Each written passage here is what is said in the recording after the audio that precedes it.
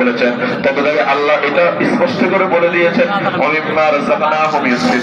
বান্দা তুমি যেটা রিজিক হিসাবে খাও, যেটা তোমার কাছে আছে, তুমি যেটাকে ভক্ষণ করো, এই তোমার রিজিক থেকে, তোমার টাকা থেকে যায় আছে, তোমার সামর্থ্য আছে তুমি 10 টাকা দান করো, সামর্থ্য আছে 50 টাকা দান করো, সামর্থ্য আছে 100 টাকা দান করো, এইভাবে হার হারে তোমার রিজিক থেকে তুমি একটু একটু করে সহযোগিতা করো।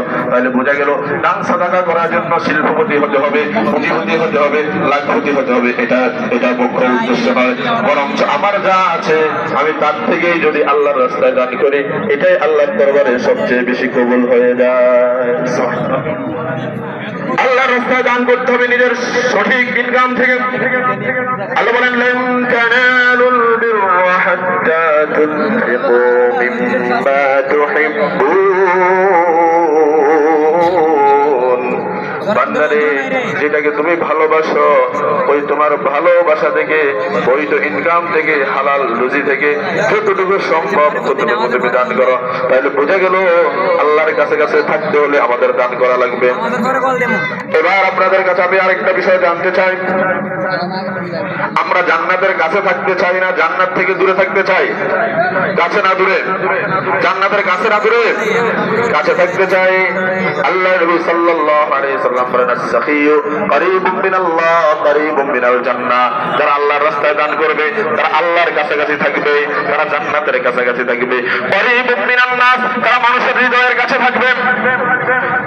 আমার লক্ষ লক্ষ টাকা আছে, কোটি কোটি টাকা আছে, মানুষ আমাকে পছন্দ করে না, সমাজে এরকম আছে না নাই? আছে না নাই? লক্ষ লক্ষ টাকার মালিক, তাকে কেউ সালামও দেয় না, কথাও বলে না।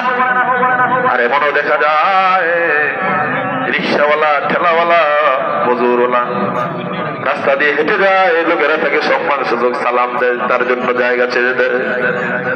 তাহলে বোঝা গেল টাকায় সম্মান দেয় না, সম্মান দেয় মানুষের ভালোবাসায়। এবার বলেন, আমরা মানুষের ভালোবাসা নিয়ে বাঁচতে চাই কি চাই না? মানুষের কাছে থাকতে চাই কি চাই না? আমরা কি চাই আমি মরে গেলে মানুষ বলবে, হায় রে শান্তলা একটা লোক ছিল, ভালো মানুষ ছিল।